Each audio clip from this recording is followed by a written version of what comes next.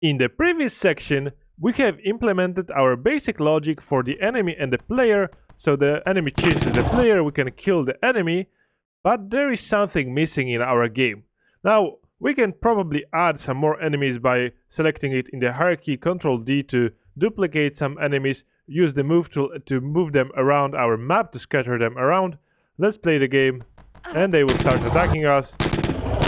Everything should be working, but I think we can do better. We can provide some more feedback for our player to when the enemy is hit, some music in the background to generally improve our game. And this is where the juiciness comes in. So let me elaborate what the juiciness is. So on the Gamma Sutra, a popular service for sharing game dev knowledge, there is an article called How to Prototype a Game in Under 7 Days. And here on page 3, the article author has introduced a term called make it juicy, so juiciness. And you can see that juicy was our wet little term for constant and beautiful user feedback. Juicy game elements will bounce and wiggle and squirt and make a little noise when you touch it. A juicy game feels alive and responds to everything that you do, so everything that the player does. And you can see some examples, for example Mario Bros. Bouncing through a room full of coins, blinging with satisfaction. So basically, this is the idea behind the juiciness. I will post all the links that I will show in this video in the resource section of this video, so you can check them out on your own. Now, I will not pretend to be an expert on the topic, so I will point you to 3 YouTube videos that I feel explain very well what the juiciness is exactly. So let me show you the first video. Okay, so first video is Juice It or Lose It. And here we can see how to create a simple block breaker game into something very visually appealing. So we can play a bit. So you can already see that a lot is happening here on the screen, and you can check out the whole video. It's only 15 minutes long, and maybe you will understand a bit better what the juiciness is. Another video that I would like to recommend you to watch is Best Practice for Fast Game Design by Unity. And you can see in the top screen the starter version project that the video describes. And at the bottom, you can see the end result that the presenter has achieved by adding some visual and audio effects to the game. So take a look at this video as well if you want to know more about juiciness and effects that you can add to your game. And the last video that I would recommend you to watch is the Art of Screen Shake from Vlambeer. So they show different visual effects that you can introduce to your game that can make a big difference to the way it is being played. Now, what I think I can explain is why this is very important to have the juiciness, the visual effects, the audio feedback. And I would like to point to the what is called self-determination theory. This is one of the theories from the realms of psychology, and this describes the basic human needs, just like Maslow's table, but this is quite newer invention, the self-determination theory. And what we can see here is the psychological needs for a person is competence, autonomy, and relatedness. So the competence is the ability to control outcome and experience and master the task that you have at hand. Autonomy is that you have autonomy to do whatever you wish to do and not being influenced by any other person. And relatedness is just the need to interact with other people, be it to bully them or to help them. It doesn't matter. It is this kind of psychological need. And we can see that self-determination theory in game. And one of the more important aspects is that the the autonomy requires a reward as feedback or encouragement.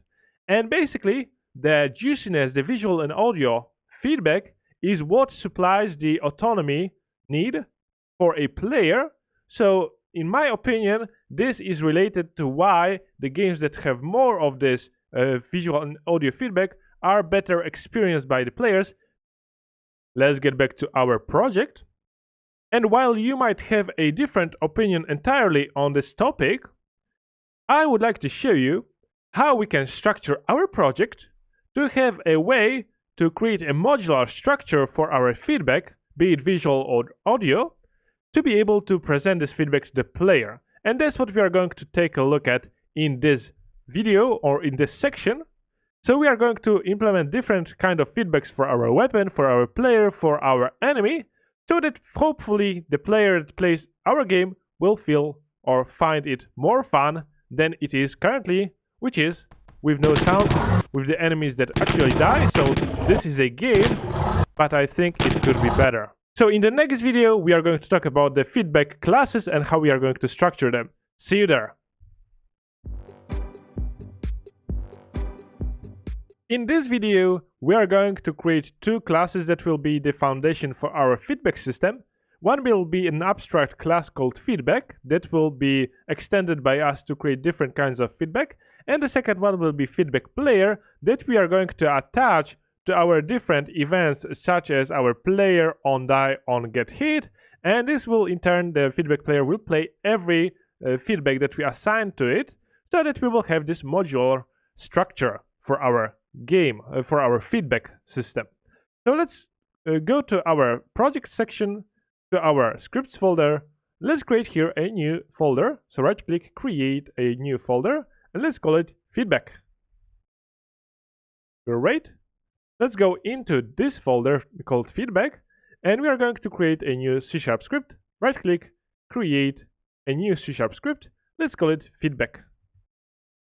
And let's open this script up in Visual Studio.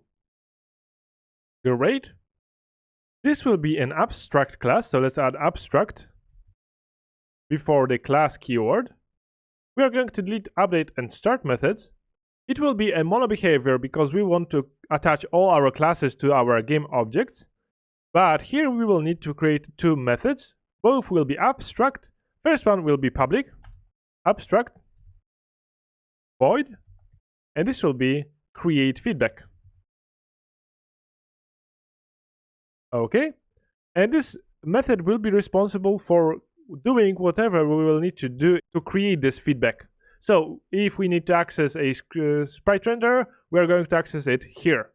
And we are going to copy this method and paste it below. And we will need to have a method called complete previous feedback.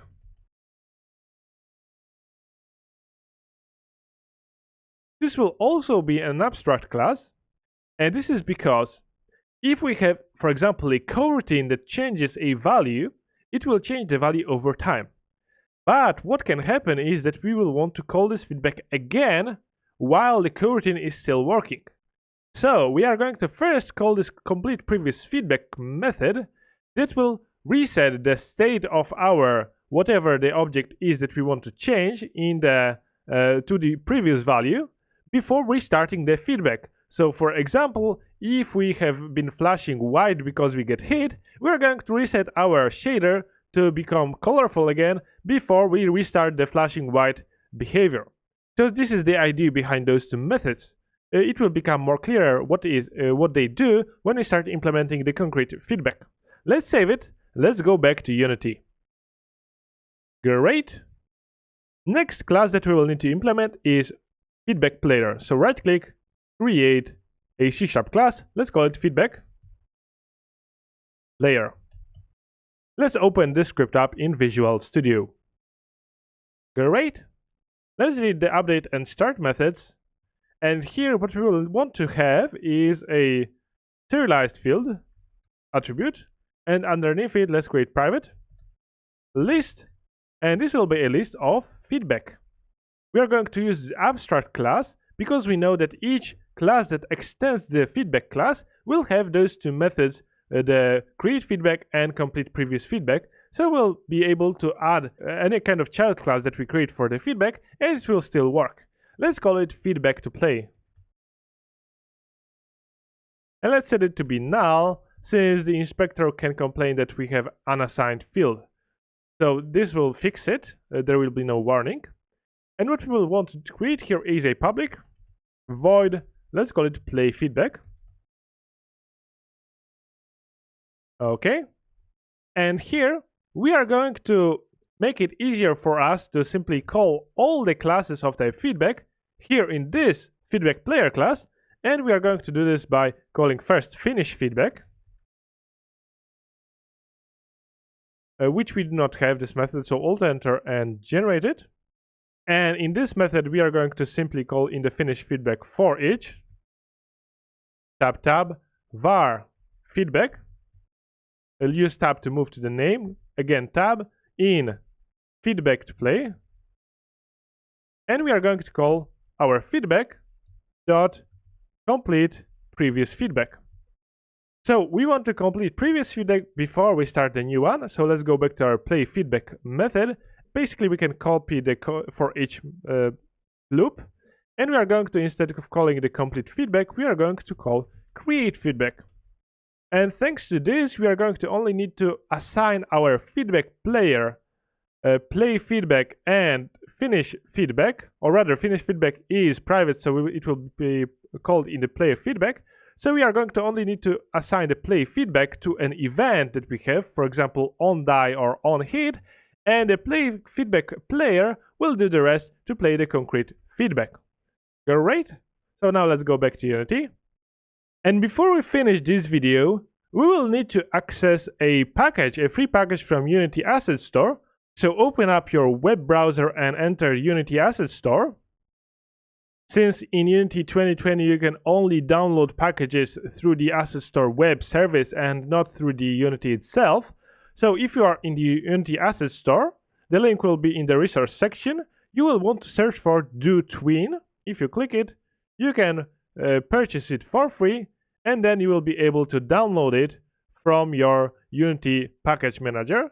So make sure you click either the Open in Unity, or you go into your package manager and find the Do Tween. So let's click Open in Unity, and you will have this Allow Unity Launcher. So I'm using the Opera web browser. I'm going to allow it. And here we are in our project. The package manager was automatically opened for us, and it is fetching packages. And you can see that we can download the Do Tween asset from Unity Store. What we will want to do is simply import it. It will show you this import Unity package window. Let's import it into our project. And the Do Tween package allows you to create tweens, which are animations, through code. And this will be very useful for us, for our feedback system. After the Do Tween has been installed, you will be shown this window. What we will want to do is open the Do Tween utility panel, or you might see this panel already, and you can see the Do Tween setup required. So what we will want to click here is Setup Do Tween, and this will add all the modules that we will use in this course. Okay, we can click Apply to apply all the modules of Do Tween to our Unity project. And now it should say that the Do Tween Pro is not installed, but Do Tween is installed, and that is great. Now what is important is the documentation, so let's open it up. And here in the documentation you can see all the possible methods that you have. They all start usually with do, and for example we can do pitch, which allows us to change the pitch of an audio source to a given value, and we can do it smoothly. So we do not need to implement our own coroutine to change the float value, but rather we can change it over time, and it is all implemented into this free package. Okay, let's go back to our project. Great.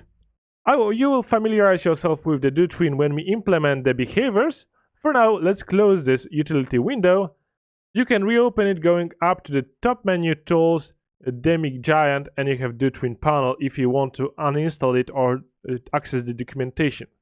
In any case, that's it for this video. I'm going to close this package manager, and in the next video we are going to start implementing some feedback into our player, into our weapon assault rifle. So things like muzzle flash and recoil shake for our gun. I will talk a bit more about it in the next video. Okay, see you there. In the previous video, we have implemented our basic classes that we will use to implement our feedback, as well as we have added an asset from Asset Store called Do Tween. Now, maybe I haven't explained it properly, so once again, what we are going to use for our feedback is first the coroutine for Unity, the DoTween asset that allows us to easily modify the value of different Unity components without us implementing a coroutine to progressively change a value of some sort. And a second tool that we will use is the coroutine itself. So let's take a quick look at the documentation for the coroutine.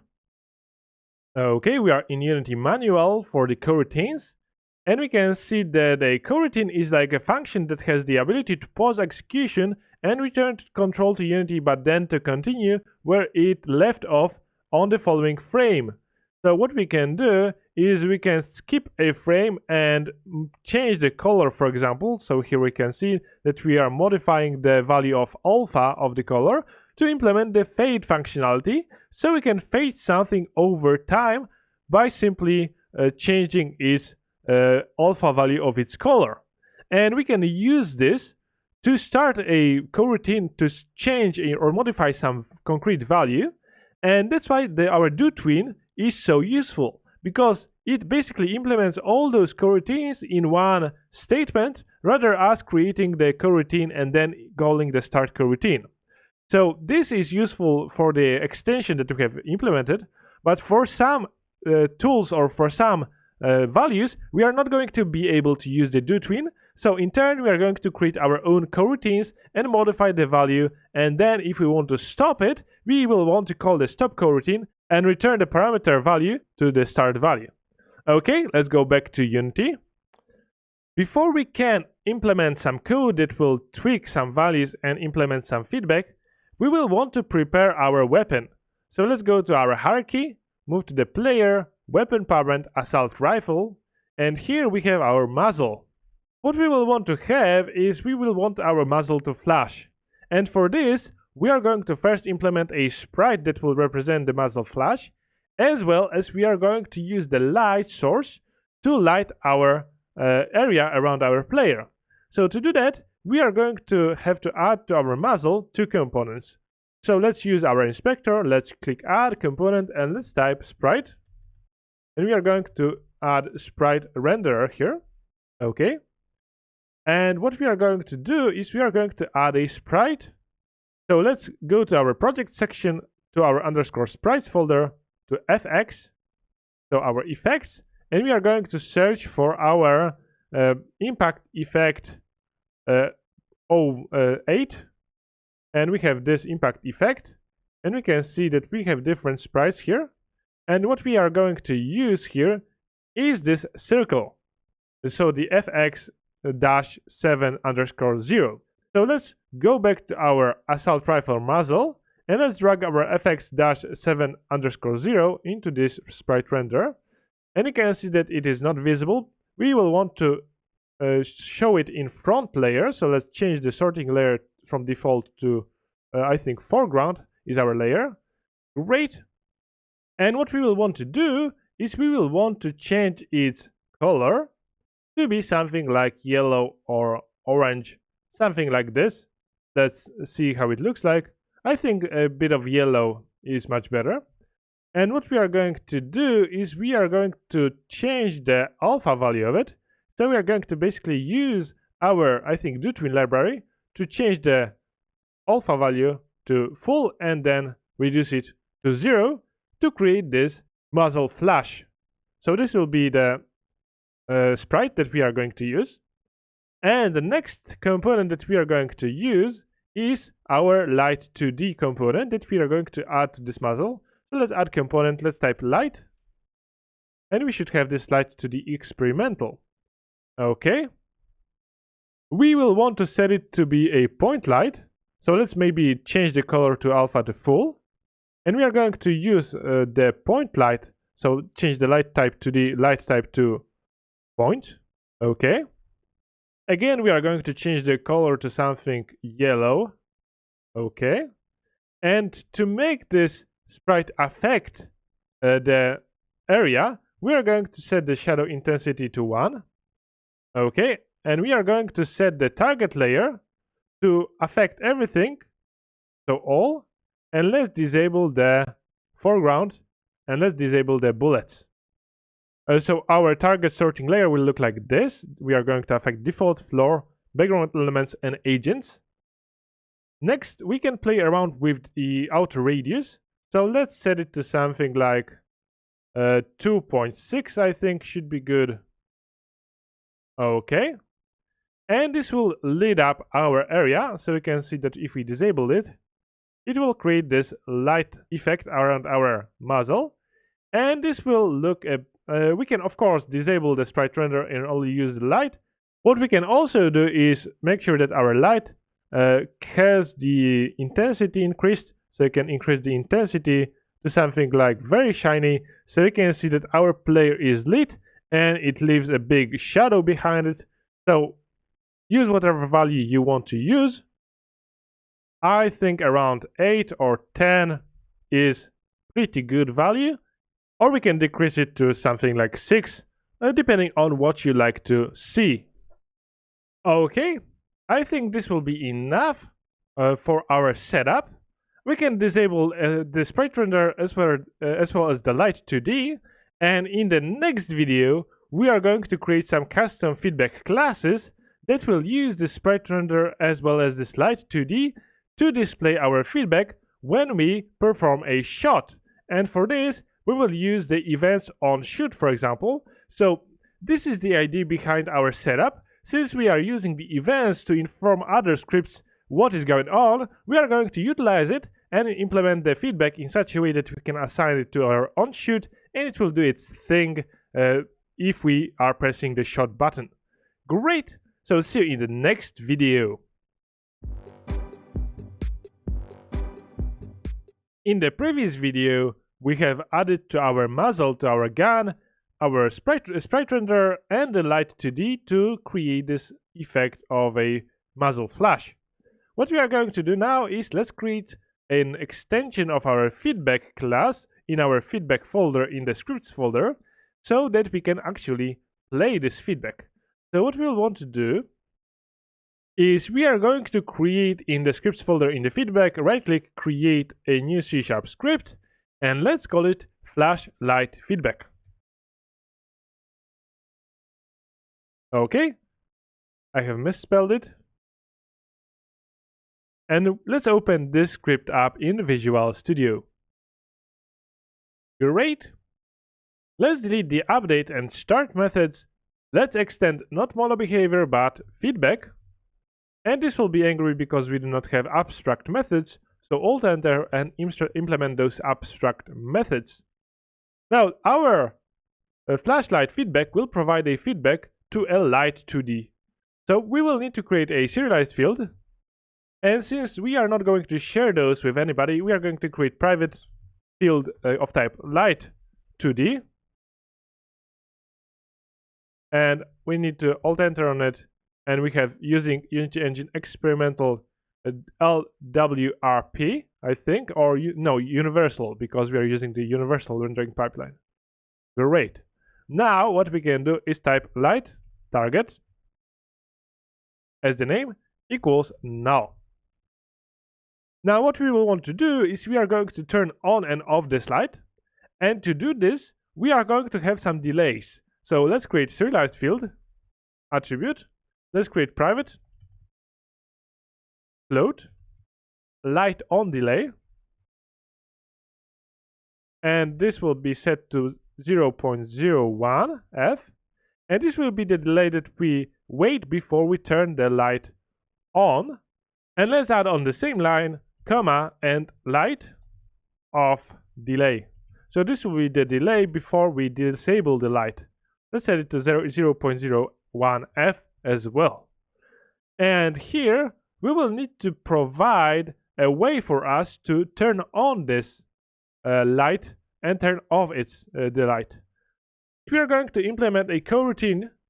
So let's create underneath those two methods iEnumerator. We are going to call it toggle light coroutine. And we are going to pass here a float time, a bool result, and we are going to call here a delegate called action. We will not have it by default, so Alt Enter on it, and we will need to use system library. It works just the same as Unity event, so we will be able to assign to as the action some kind of method. This we will want to invoke when the coroutine is working. So we are going to call action finish callback equals null. So we are going to wait a bit, and then we are going to invoke the finish callback if we have it. So what we will need to do is, first of all, we are going to call yield return new, wait for seconds, and we are going to pass the time that we have passed to this. Next, we are going to call our light target, and we are going to simply set it enabled to the result that we want to achieve. So this is the bool parameter. And next, we are going to check if our finish callback question mark to see if it is null or not. If it is not null, we are going to simply invoke it. And in this way, we are going to be able to toggle the light on, then wait a bit, so this will be the time, and then we are going to add another coroutine as the callback that will simply turn the light off. So to do that all, we are going to slide up to the create feedback, and what we can create here is start coroutine. We are going to call toggle light coroutine, and we are going to pass here the light on delay. The value will be true since we want to enable it, and we are going to pass as the action callback or the delegate. We are going to pass the lambda expression, so empty parentheses. So this is the anonymous function, equal and greater sign, and here we are going to again call the start coroutine, and we are going to pass here again toggle light coroutine, pass here light delay off, and we are going to pass here false, so we do not want to have a callback. Now mind that you need to have all those parentheses, so this will start this coroutine which will wait some time, enable the light, and call another coroutine that will wait some time and disable the light, and simply not do anything. And this will be our way to turn on and off our light independent of anything else. So this is how we will do it, and now our code is independent of the weapon of the player. It will just turn on and off the light if of course it exists. Now to stop it, so to complete previous feedback, what we are going to do here is we are going to call stop all coroutines, which stops all coroutines running on this behavior. So let's call it. And next, what we are going to do is we are going to call light target dot enabled equals false, since this is the default state. Of course, we could expose it what is the default state here, and maybe we will want to do it. So let's add serialized field, and let's type private bool default state equals false. And we are going to simply set it to be the default state, but this is mostly useful for the flashing light, so flashing light on rather. So what we can implement as well, just to prevent any situation where we are destroying the game object and the coroutine is still running, we can right click on the feedback, go to the definition, and what we can do here is call on destroy, and let's create it as a protected virtual method, and we are going to call onDestroy, which is the method from our mono behavior, and here we are going to simply call complete previous feedback. So we stop all coroutines and reset the values before we destroy our game object, just to prevent some errors that maybe our coroutine will want to run on an object that was destroyed. So let's save it. Let's make sure that we save our flashlight feedback, and let's go back to Unity. Great. What we will want to do now is in hierarchy, in the weapon, in the assault rifle, let's right click, create a new game object. Let's call it shoot feedback or feedback shoot. So maybe feedback first will indicate that it will be easier for us to find the game objects connected with the feedback. And what we will want to do is make sure that the transform is 0, 0, 0. let's drag here our flash light feedback.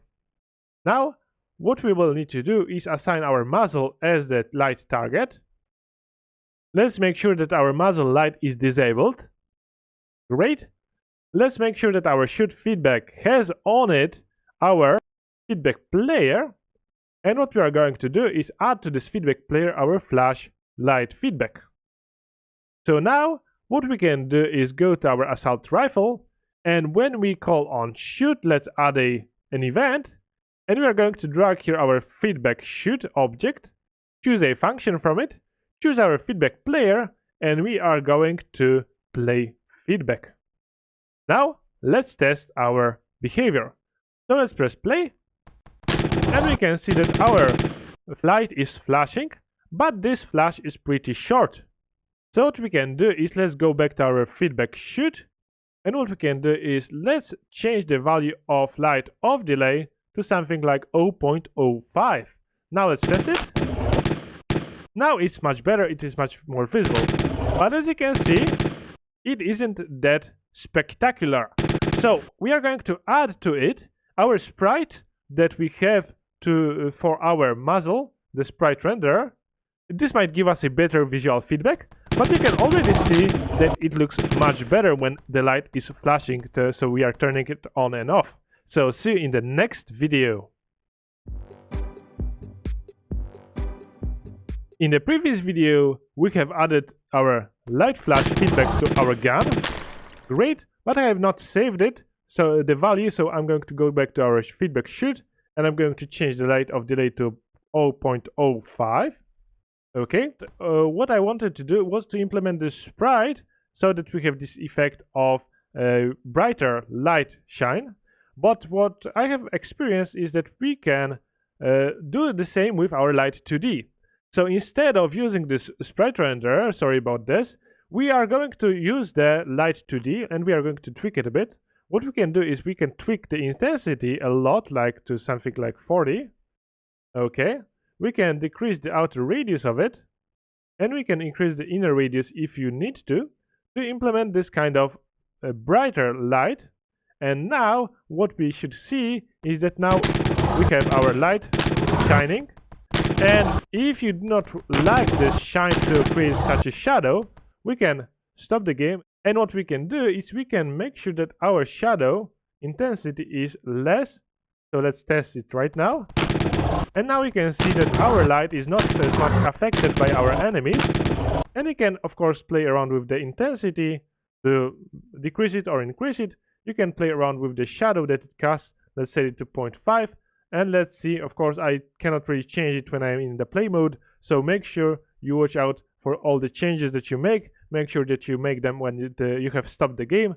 Let's play. And we can see that now we have a little bit of shadow, but still we have this muzzle flash, and it looks pretty decent enough. Great! So now what we want to do in this video is we want to implement the weapon shake to implement this recoil, so to show us that our weapon is moving when we are shooting. So let's stop the game, and what we are going to do is we are going to go to our scripts folder, feedback, and we can of course delete the sprite renderer from our muzzle. We will not need it. What we are going to do is we are going to create a new feedback script in our feedback folder, and what we are going to create is new C# script, and let's call it shake feedback. Okay, let's open this script up in Visual Studio. Great. Let's delete the start and update methods. And what we will want to do is we are going to extend not mono behavior, but of course our feedback class. Again, Alt-Enter on the shake feedback to implement the abstract methods. And this time we are not going to use our coroutine. We are going to use the doTween asset. So first of all, what we will need to have here is serialized field, and we are going to have a private game object, and this will be object to shake. Okay, so we are going to call on this object, so let's copy it. Let's go to our create feedback, and let's paste the name object to shake. What we can do here is we can call transform, And what we want to call on it, we want to call it do shake position. And if you type it like I did, we can Alt Enter, and you should have the tip using dg.twinning. So this is the library from the asset that we have imported. And this is just an extension method that someone has created for the transform component. And what it can take is the duration, strength, vibrato, randomness, snapping, and fade out. So different parameters have different meanings. We can go to the DoTwin documentation to check them out. Okay, let's slide it down to find our camera transform we are looking for. So we have our transform, and we should seek for the do shake position. We can open it up, and you can see the example, and shakes transforms local position with the given value. Duration, so this is the time. The strength is the shake strength. Vibrato indicates how much we will shake. The randomness indicates how much the shake will be random. We have if true snapping will smoothly snap to all values to integers. So this is not very useful for us. And fade out, shake will automatically fade out smoothly within the twin's duration. So we are going to implement all of those parameters into our feedback class so we can modify them at will. So let's go back to Visual Studio. Great.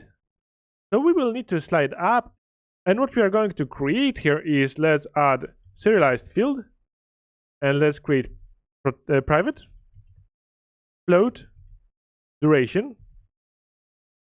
Let's set it to be 0.2f. Let's add comma. Let's implement strength equals 1, comma. Let's implement randomness. And we are going to set it to something like 90. Finish this line. And let's create another serialized field, private, int. Let's type vibrato. Let's make it equal to 10 by default. And another serialized field, private. Let's type a bool. And let's type snapping equals false, and we are going to set to create fade out equals true. So we are exposing all those parameters since we want to have a full control over what is going on with our shake of our object. So let's slide down, and what we can do is again go into those parentheses, and if you do not have the tips, you can Control Shift Space, and it will bring you the tips from the Visual Studio. So what we can do here is we can pass the duration, we can pass here strength, vibrato, we can pass here randomness, snapping, and fade out. Great.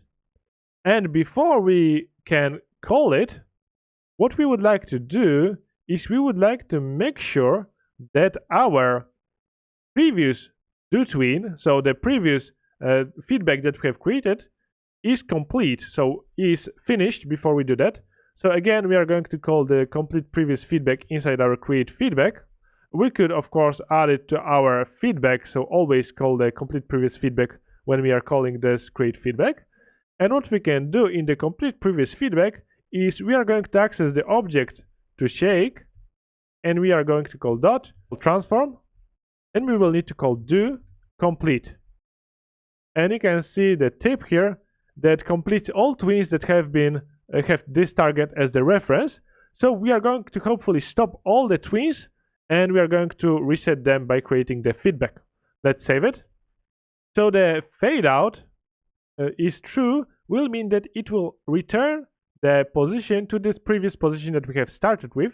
So we can already see how much code it would take for us to implement to create this behavior, and this asset creates it all for us, and it is free to use by everyone. Great. Let's go back to Unity and let's try using this script. Okay. Let's assign the script to our hierarchy to the feedback shoot inside our weapon parent inside our assault rifle. So let's drag here our shake feedback, We can of course use those three dots and move it up so that our feedback player is at the bottom. What we can do is select the object to shake, and this will of course be our assault rifle. And what we can do here is let's set the strength to something like 0.2, and we want to set the duration to something lower, so 0.05 should be enough.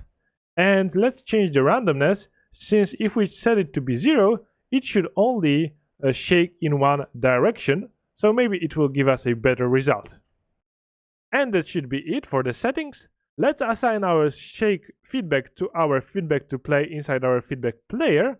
And now if we press play, we should see our gun shaking a little bit. Of course you can tweak the settings, but you can already see it really gives us this feeling of this weapon is powerful. At least that's what I think. But basically, this is how you can create this feedback. And you can see that if we replay the level, I really feel like this is much more pleasant than what we had before. Now the last step to our shooting system feedback would be to shake our cinemachine camera. And that's what we are going to work on in the next video. See you there. In the previous video, we have added a weapon shake to our shooting mechanic. What I would like to do is to add a screen shake so that when we are shooting, the player feels that the shooting has impact on the world, which it should have because it is a 2D shooter. So what we are going to do is we are going to stop the game and we are going to use the inbuilt capabilities of the cinemachine. So if you find the cinemachine in your hierarchy, it should be named as CMVCAM1, something like this. You can of course rename it to cinemachine. And what we can do here is we can see the cinemachine virtual camera component, and lucky for us, it has the noise component.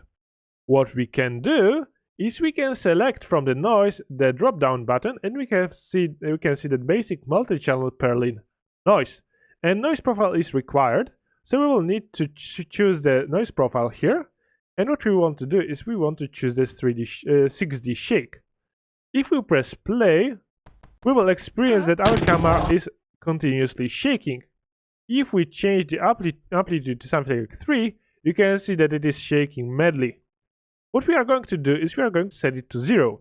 And when we are shooting, we are going to set it to 1 and 0 back, or something like this. So we are going to indicate that we want to shake our camera. And that's what we are going to use for the camera shake effect. So let's stop the game. Make sure that you have the amplitude gain as 0 to set as 0 for the cinemachine as the default value. Let's save it. And now what we are going to do is we are going to simply implement a custom feedback script that will access the cinemachine camera and it will cause it to shake. So let's go to our scripts folder, our feedback, right click, create a new C# script. Let's call it shake cinemachine feedback.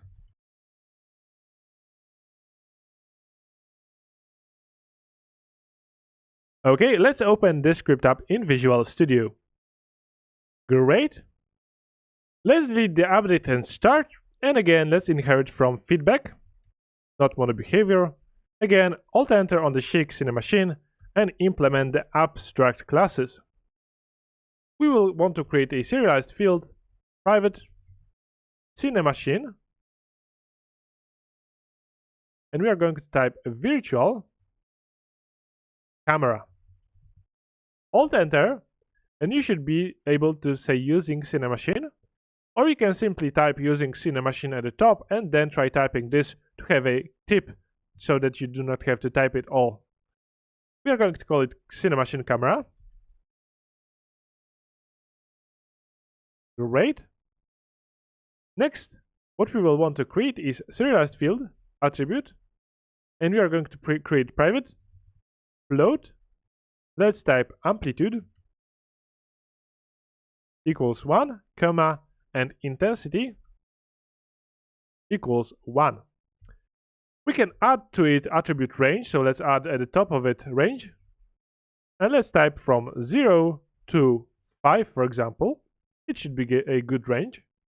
Next, what we will want to do is let's create another parameter, private float duration equals 0.1f, and we need to expose it in the editor, so let's add to it a serialized field as well. Okay, actually we can add again range to it, since we do not want it to be longer than 1, so from 0 to 1, or from 0. No, I think from 0 to 1, just in case we want to have it from 0 to 1. Great. So now we can shake our Cinemachine. What we will want to have here as well, without a serialized field, let's create private. Let's type Cinemachine, and we should have a Cinemachine basic multi-channel purlin. I know this is a mouthful. Let's call it noise. Okay.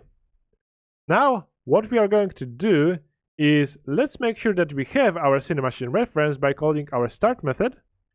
And in start we are going to check if our Cinemachine camera is equal to null. We are going to try getting it by calling Cinemachine camera equals find object of type, and let's type Cinemachine virtual, and control space to finish this. So Cinemachine virtual camera.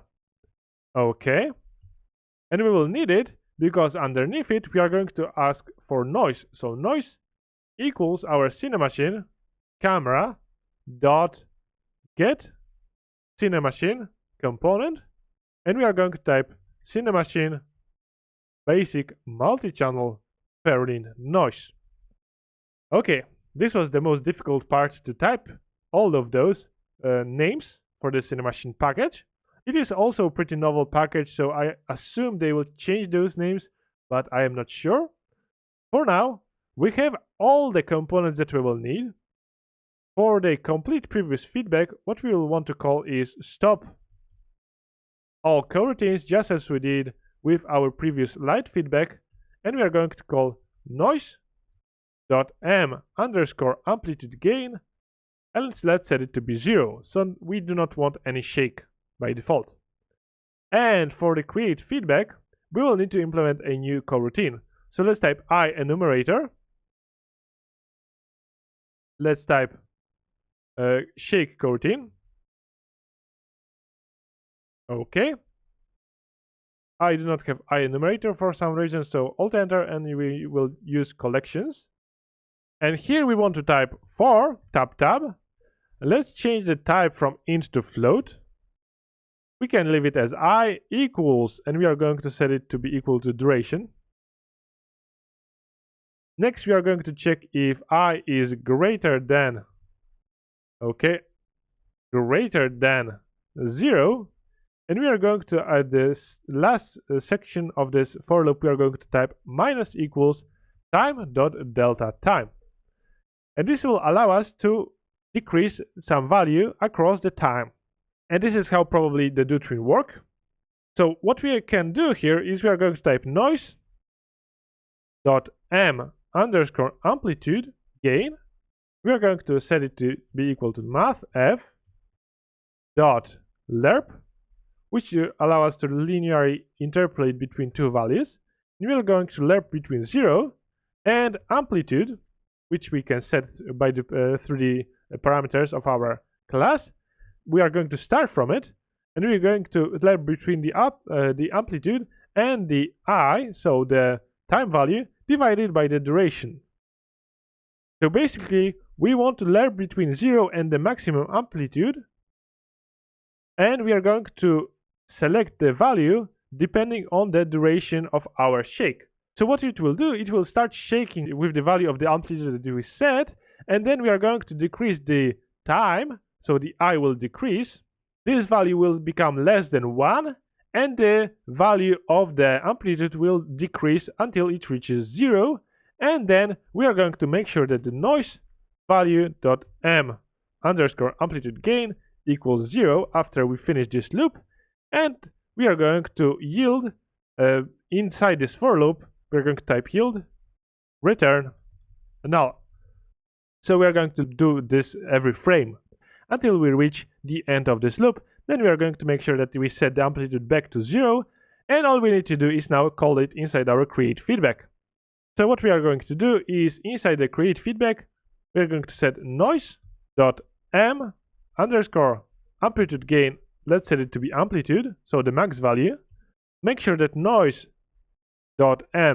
amplitude, not amplitude, but the frequency gain, alt control space to fill it in, equals intensity. This is another parameter that we have passed above in this class. And last thing that we are going to do is we are going to start coroutine, and we are going to call shake coroutine. Great, it was a bit of code that we have written, but now we can make our camera shake. So let's go back to Unity. Let's open up our player. Let's open up our weapon parent, and we can see some warning that something is never assigned. So again, in our shake feedback, we can set it by default to null, so those informational warnings will not appear. Let's go back to Unity. So after our script compiles, the error is gone, the warning is gone.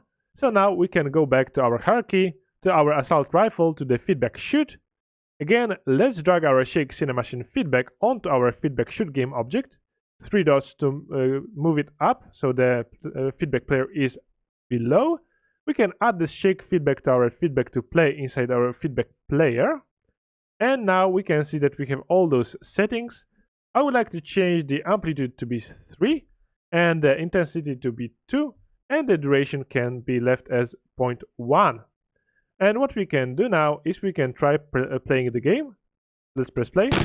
And you can see that when we are shooting, the screen is starting to shake. And this hopefully gives us some more feedback about how powerful is the shooting. And you can tweak those settings a bit, but I feel pretty positive about this feedback from our shooting mechanic. Great! Now we have no ammo. We will need to deal with this fact later. In the next video, we are going to take care of implementing some bullet impact effects, so that our bullet, when it hits the enemy or the obstacle, it will create some kind of feedback from our player, and we have already created the data, our weapon data, our bullet data, and here we have those spaces for impact obstacle prefab and impact enemy prefab. We're going to use it in the next video. So see you there. In the previous video, we have added some feedback to our shooting mechanic. Now, I would like to make it more clear that when we hit an enemy, something should happen, some prefab sprite should appear, and there should be some particle effect or something like this.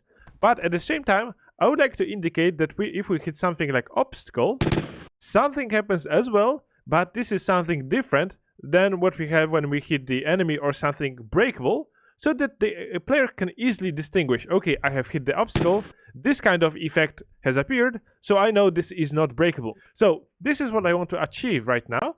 So let's start by implementing some prefabs for our impact effects. And actually, we have already implemented some fields in our data, in weapon, in bullet data, in regular bullet. We have this impact obstacle prefab and impact enemy prefab. Let's implement basic impact effects for our enemy and for obstacle so that we can spawn them. So first of all, let's go into our underscore sprites folder, and we have this fx folder which contains different effects. We have talked about it a bit already, and now if we slide down we can find some cool effects, and one of those is this smoke effect. So I would like to have this smoke effect appear when we are hitting the wall, for example, and I think this one, the smoke effect underscore 03, is pretty good. So you can extend it and you can see each frame of it, and I would like to cast this smoke effect or create it and animate it in place when we have hit the bullet. So let's drag this 18 underscore 0 into our scene. Okay, we can see that we do not really see this, so let's change the sorting layer to foreground. Okay. And this is pretty big, so maybe let's change in the inspector the scale of it to 0.5 and to 0.5 on X and on Y axis, since those are of interest for us in this project. It is to the setup. Now, what we will need to have here also is the way to animate this. So of course we would like to add an animator here. So let's add component. Let's type animator, and we should have the animator component here. So of course, to create the animations, give it a shot and create an animator and use those effects to create a basic animation for your effect. We can rename it to impact obstacle prefab. Okay. And make sure that you create some animations for it and try it out to make sure that it plays well. Okay, to create our animation, we will need to create an animator controller. So again, let's go to _animations. When we play all of those animations, and we have those animations as well as our controllers. So right click, create, and I'm going to choose the animator controller, and I'm going to call it impact wall animator. Okay, I'm going to choose the impact obstacle prefab and drag here the impact wall animator to its animator. Great. Now what we can do is select it in the hierarchy, open the animations window. If you don't have it, go to window, animations, and open it up. I'm going to create an animation using this button here, and I'm going to shoot the project, assets folder, and animations, and other, and I'm going to call it maybe wall impact animation, or maybe obstacle impact. Okay, let's save it. And now what we will need to do is go down in the project section to the sprite section FX folder, find our smoke effect _03, select all of those frames and drag them here in the animator. And let's try playing those. This plays pretty fast, so maybe let's select those and drag them around 10. And I think this is pretty good speed. We do not want it to linger for long. We want it to be pretty rapid so that the player can see what is going on, but not too rapid so that our player can recognize that, okay, this is a smoke and it came from me hitting the wall. Okay, great. And basically that's it for our animations. If you open up the animator for the impact obstacle prefab, it will of course have this obstacle impact animation as the default one, so this will be played once. And I believe that if we go to _animations folder in the project section, to other, choose the obstacle impact animation, we can disable the loop time just to make sure that it doesn't play again. Now what we would like to do is, of course, we would like to destroy this object when we finish playing the animation. So we are going to have a script, a custom script, that will allow us to destroy the object after the animation was played. So let's go into our scripts folder. Actually, we can go to our weapons since this is connected to our weapons. Right click, create, new C# script. Let's call it impact script.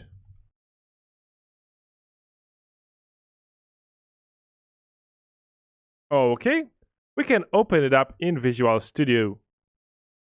Great. Now what I would like to have here is, I would like to only have one method. So let's delete, update, and start. And all we will need to call here is public void destroy after animation. Okay, and inside this method, simply call destroy, and we are going to pass game object. Okay, and this will be it. Let's go back to Unity.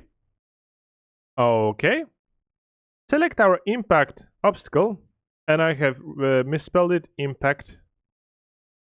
Okay, impact obstacle prefab. What we are going to need here is to just drag the impact script here, and we are going to go back to our animation, selecting it, the impact obstacle prefab in the hierarchy, select the animation, select their last frame, use this icon to add an event, and we can select our destroy after animation, since this is the only script available with the public method on our game object. And now last thing that I would like to add to this is an audio source that we will use. Let's enable the animator because for some reason it was disabled. And we are going to add a component here called audio source. Great. And we can set here that the audio source will play on awake. And we are going to use it just to play a sound on awake of this game object, so when we create it, and then we are going to simply destroy this whole game object. Let's select the audio clip for it, so let's click this cog icon, and we are going to search for impact. And we have many sounds for it. I'm going to choose this impact ricochet, double tap on it. We can select it in audio source, choose it in the project section, I think it is in underscore sounds. Let's play it. So this will play the sound of a ricochet, so the bullet has ricocheted from our wall. It will do nothing to anybody, but it will just indicate that the bullet hasn't hit any target. So let's choose the impact obstacle prefab from the hierarchy, and what we are going to do is let's make sure that the volume is set to something like 0.5. And now before we can use it, let's make a prefab out of it. So I think we should have a underscore prefab folder. Let's drag it into our underscore prefab. Okay. And now what we can do is let's use the Unity's inbuilt prefab variant functionality. So what I was thinking is that we can reuse this game object, this whole setup, for our enemy impact prefab. So what we can do is let's rename this impact enemy prefab. Okay. And let's drag it into our prefabs and prefabs folder. And we can see that the window is, would you like to create a new original prefab or a variant of a prefab? We would like to create a prefab variant, since this will be just a copy of a impact obstacle prefab. And every change that we will do to impact obstacle prefab will be reflected inside our variant, which is impact enemy prefab. And this isn't the best solution, because if you remove the audio source from this, it will be removed from the impact enemy prefab variant, but it saves us some time for implementing the enemy impact prefab from scratch. So what we can do is, again, we can go to our animations, and what we will want to do is we are going to right click here, create, and we are going to again create the animator override controller. What we are going to call it is impact enemy animator. Okay. We can drag here inside the editor inspector, clicking on this impact enemy animator. Let's drag impact wall animator. Great. And now we have the obstacle impact animation to override. So let's click our other folder, right click, create. Let's create an animation. Let's call it enemy impact animation. Enter. And what we are going to do is let's go back to underscore animations, choose the impact enemy, and select the animation. Select our enemy impact animation to be the override. Okay. What is left is just to select our impact enemy prefab, drag our impact enemy animator into where there was impact wall animator in our variant. What we are going to do is we are going to go to our underscore sprites, fx, and what we are going to do is we are going to select our one of the impact effects. I think the shorter one, so underscore 06, the impact effect underscore 06 should be good. Let's drag those here into our override, and now let's see how it is being played. Okay, this is pretty fast, so let's maybe drag it up until 5 or something like this, maybe more than 5. Let's play it. Okay, it will be pretty rapid, but I think it will be visible enough. Since our bullets are flying pretty fast, maybe let's drag it a little bit lower to reach the 5, the 0.05. Okay, and this will be our animation. Again, what we would like to do is to add in the last frame, so I think we are not reaching 5, so let's drag it here. In the last frame, let's add an event, and let's select from the inspector our only function destroy after animation. So now this will be our effect of the hit animation. What we can do is maybe let's choose the prefab and let's change the scale to something like 4 and 4. Okay, so this will be a bit smaller. Okay, I think this is good enough. And what I would like to do is I would like to remove this audio source, since our enemies will have different sounds. For each enemy you can implement different sounds, so we are not going to want to have the impact effect to have a sound, although if you want to, you can keep the sound. And now last thing to do is just go to the inspector, to the overrides, and apply all overrides for our prefab, for the impact enemy prefab.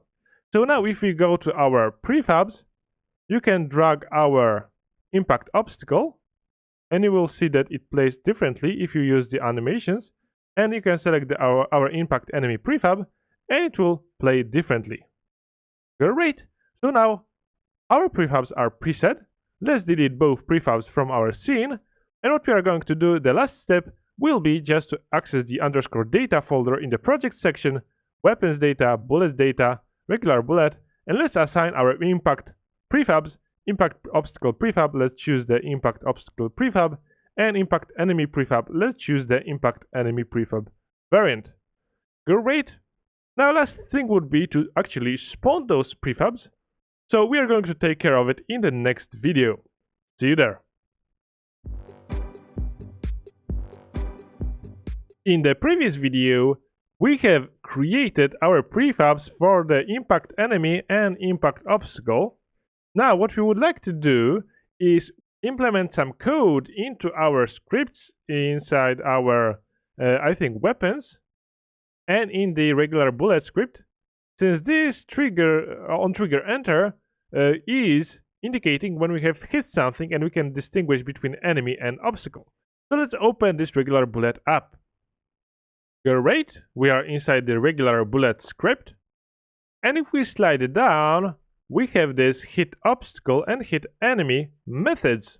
So those are responsible for performing any operation that we want to perform when we hit those game objects.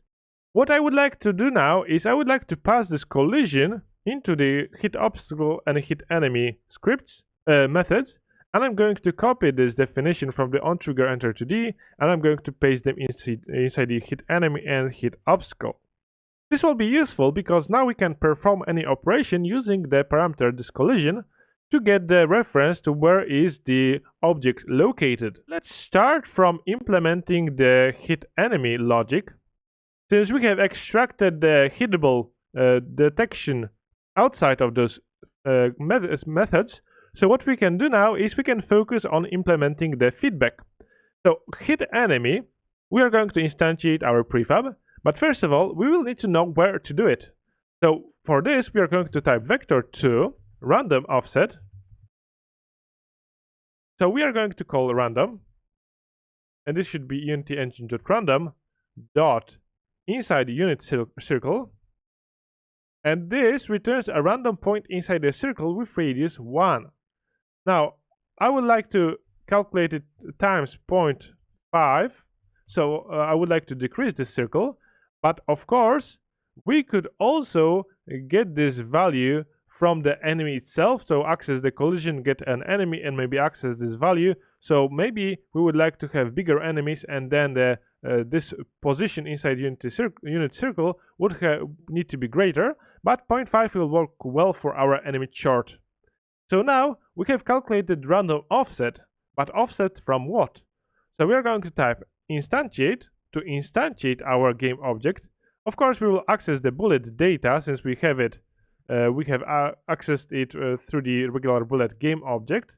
So we have received it from our gun, and we have it now. So we can access the bullet data dot impact obstacle. No, this is enemy prefab. Now, to access the position of it, simply access the collision dot transform dot position, and this will be the position of our enemy. And what we would like to do now is we would like to add to it our random offset, which we will need to cast to vector3. So plus in the parentheses type vector3, and we are going to pass our random offset. Okay, So this is the position, and the rotation, of course, will be quaternion.identity. Okay, so now our particle should be spawned where the enemy is, and it should be spawned in random places around the radius of 0.5 around the point where our enemy is. And check our chart. You can see if we choose the move tool, it will be the center of our sprite. So this is perfect space where we should spawn our impact particle and around the enemy. Great, let's go back to our script. So we have our enemy particle, the logic behind spawning the impact particle there, or impact prefab. What we would like to do now is to implement a similar logic for our obstacle. And here will be the issue. Since our map, as you might recall, is one big tile map. So the position for the collision will not necessarily be the point we want to use for spawning the object. So what I would like to do here is I would like to shoot a raycast in the direction that our bullet is traveling, and to find the closest point of collision between the bullet and the obstacle. So what we are going to do is, instead of the debug.log statement, we are going to call raycast hit 2D hit equals physics 2D dot, and we are going to call raycast, and we are going to pass here what we will need to pass, so the origin of the raycast and the direction that we want to shoot the raycast in. So the transform dot position is the position of our bullet, and we want to raycast it using the transform dot right, and this will be it. Let me explain why is that. So we are back in Unity. I'm going to choose the prefab for the bullet, and you can see that the bullet is pointing to the right. And if we rotate it on z-axis, it will always point to the right. So if we shoot from this point towards the right direction, we are always going to hit the object that is in front of the bullet. And this is how we are going to get the point of hit that our bullet has hit. So we are going to basically get the object like this, and we are going to get this point on our collider. And this will in turn give us the opportunity to spawn in this space the impact prefab. So I'm going to delete this bullet, and I'm going to go back to script. So this is why we are going to perform this physics raycast, to get the position when we should instantiate our particle or our impact prefab. So what we can do is we can simply check if our hit, so this is the result of our raycast, dot collider is not null. Now we will check the collider because our hit is of type raycast hit 2D, and raycast hit 2D is a struct, so we cannot really check if it is null. We can only check if one of its parameters is null. And if collider is null, we are going to call here instantiate, and again we are going to access our bullet data dot impact obstacle this time. Okay, and we are going to pass as the position our hit dot point, and this is the point in the world space where the ray hit the collider's surface. So this is perfect for us, and again the rotation will be quaternion.identity. Okay, now with all this code written, let's save it. Let's go back to Unity. What we can do is let's try pressing play, and we can see that our particles are being spawned on the enemies and on the walls. So this adds a lot of visual feedback for us. And of course we can work on the audio sound, because right now our gun is pretty loud and the ricochet sound is played at the same time. So this might be an issue, so you might want to work on the audio. But basically what we can see is our enemies have those particles spawned. They are pretty fast or pretty quick to disappear. What we could do is we could add a way to turn our enemy white when we hit it, and then again do something else when it dies. And we are going to implement a custom shader to implement this behavior. And that's what we are going to talk about in the next video. So see you there.